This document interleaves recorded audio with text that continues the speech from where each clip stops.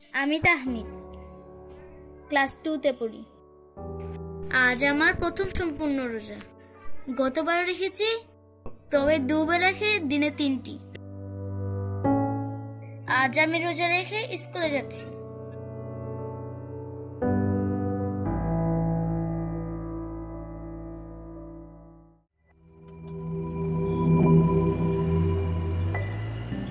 বাবা বলেছে রোজার শিক্ষা সত্য কথা বলা, ভালো কাজ করা।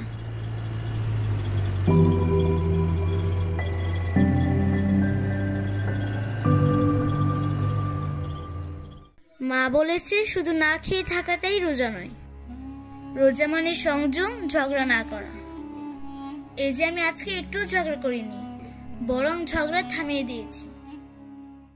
মা বলেছে রোজাদারকে ইফতার করলে অনেক সওয়াব পাওয়া যায়, তাই আমরা চিন্তা করেছি একজন ভাইকে ইফতার করাবো।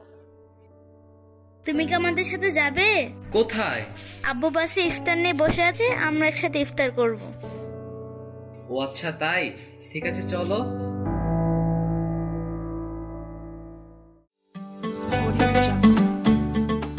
আসসালামু আলাইকুম। Thank you.